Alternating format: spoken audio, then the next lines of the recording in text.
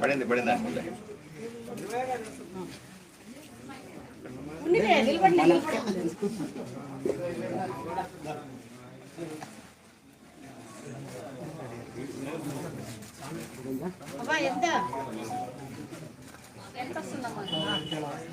అమ్మాయి తెలిసిపోయింది. జగన్ ఇంతకుముందు ప్రభుత్వంలో ఎంత వస్తుండే?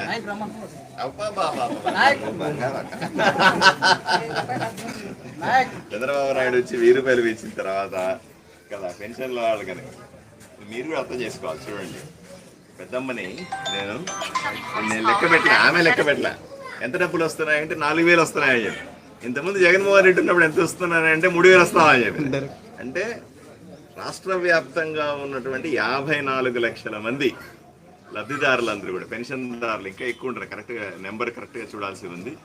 అంతమంది కూడా ఈరోజు ఎంత సంతోషంగా ఉన్నారు చూడండి. పెద్ద మన మొహంలో చూడండి ఎంత ఆనందం ఉందో. 4000 రూపాయలు 1వ తారీఖుకే టెన్షన్గా ఇంటికి వచ్చి ఎమ్మెల్యే ఇస్తున్నాడంటే ఇంతమించి ఆనందం పెద్దవాళ్ళకి ఏముంటుంది.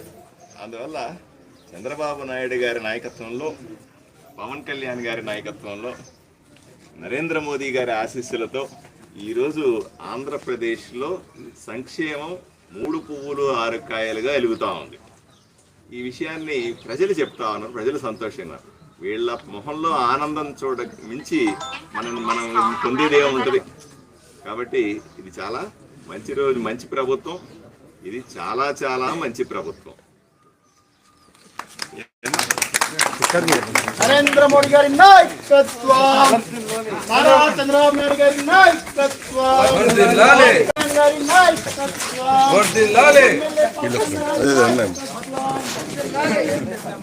ఎవరో అమౌంట్ రెండు ఇచ్చేసి ఇక్కడే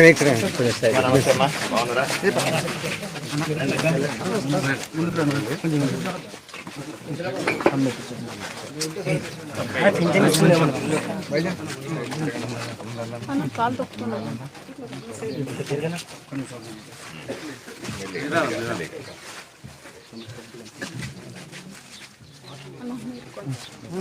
చెప్పండి. ఇంతకుముందు జగన్మోహన్ రెడ్డి ఉన్నప్పుడు 3000. సంతోషంగా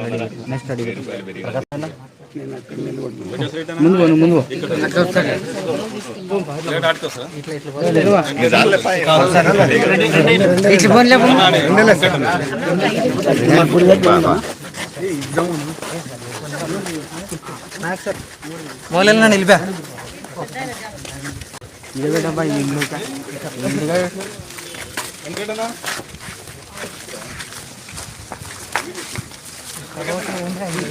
ఇక్కడ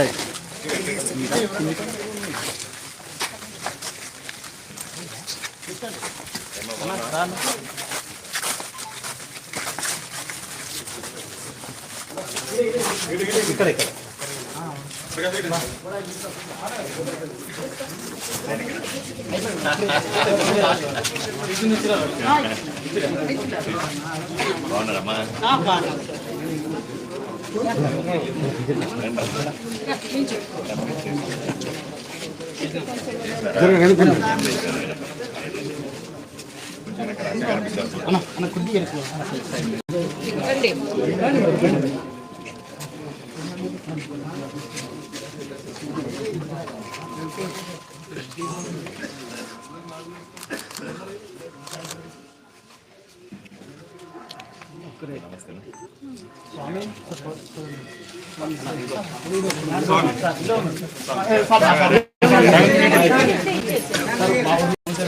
ఇంట్లో మంచి జరగాలన్నా, శుభకార్యాలు జరగాలన్నా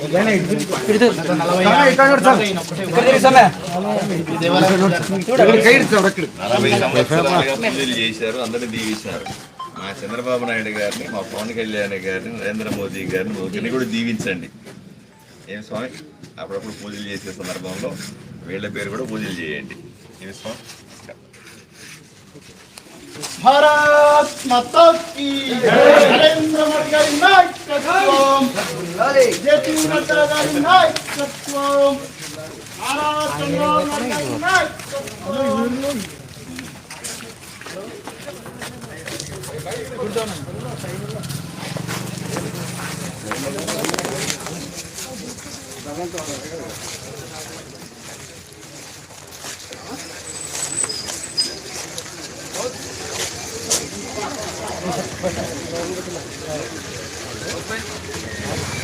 వాయిస్ ఇస్తున్నావా?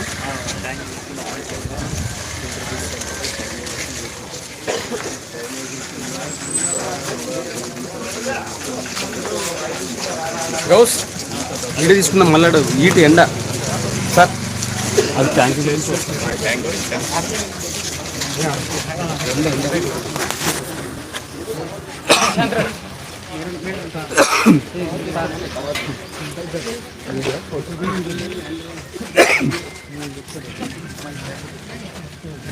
అందరు వెనక్కి సాయి, అందరూ కొద్దిగా వెనక్కి రండి. మన వాళ్ళంతా వెనక్కి రద్దాం. తొలెడతావు నువ్వు కెమెరామెన్కి. ఏం కాదు, నేర్చుకోండి. ఏం కాదు, నేర్చుకోవాలి.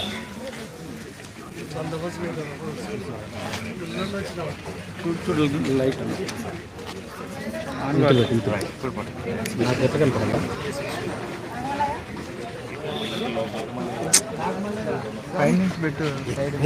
పైకి లేపి పెడతాడు. ఎందుకు తొందరతావు నువ్వు?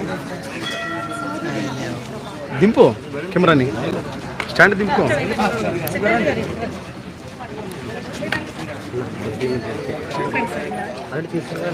కొద్దిగా నాకు ఇది అన్న కొంచెం వెనక్కి వస్తే పడతారు కదా. నేను కనిపిస్తేనే పేపర్ ఇప్పుడే చెప్తా.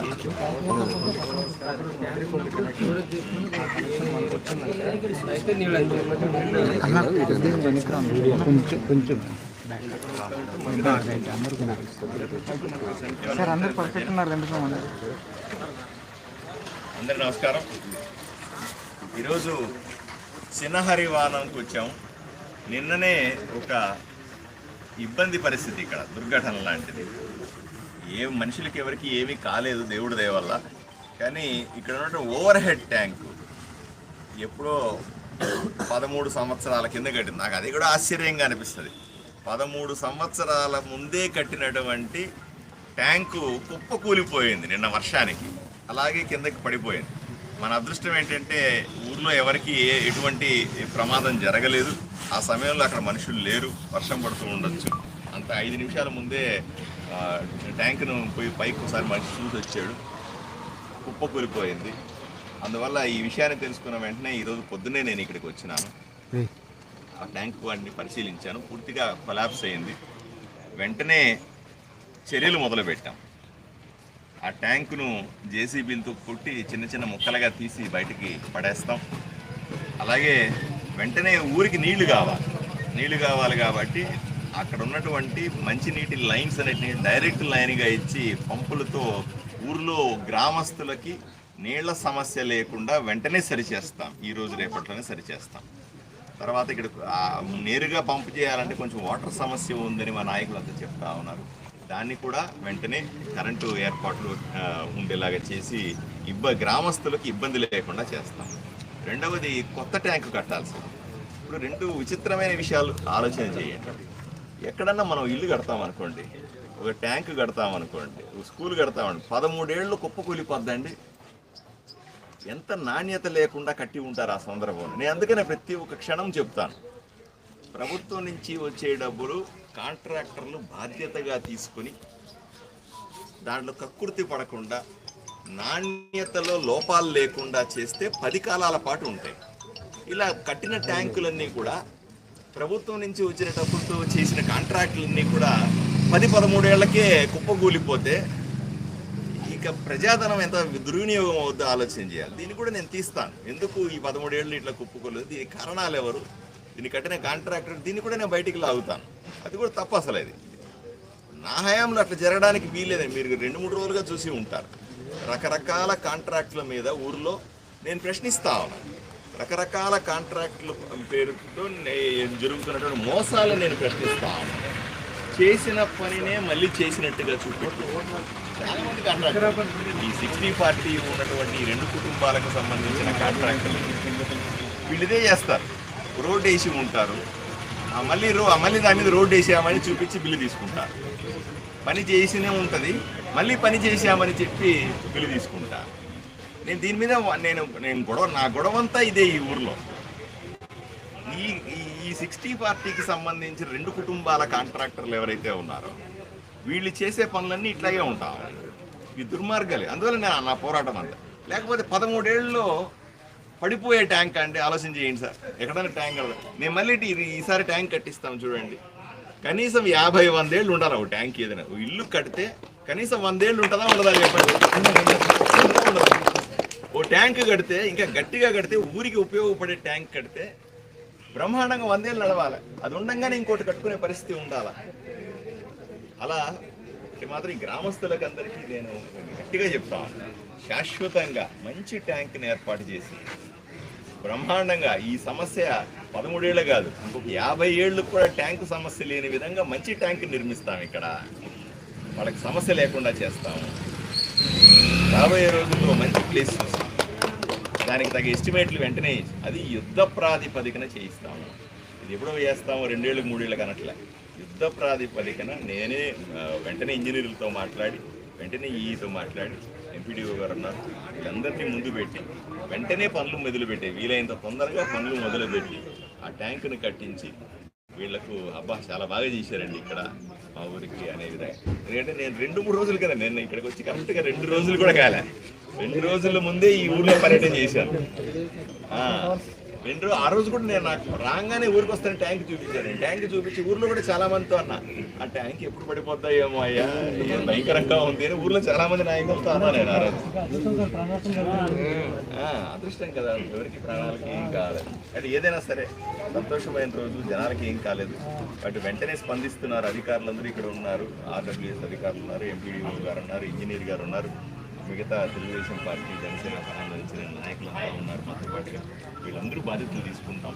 100% ప్రజలకు ఇబ్బంది లేకుండా చేస్తాం. ఈ 5 yearsలో 48 lakhs తీసుకున్నాం మొత్తం పంచాయతీ కాదు. దీనికి ఇంటర్వ్యూలు వచ్చేసి డ్రైనేజ్లు వచ్చేసి వీధి దీపాలు వచ్చేసి మొత్తం ఇస్తుంది. ఈ 48 lakhs ఎక్కడ ఖర్చు చేసినారు, ఏది చేసినారు, దీంట్లో ఎంత మద్దతు జరిగిందో మాకు తెలియదు. ఈ 5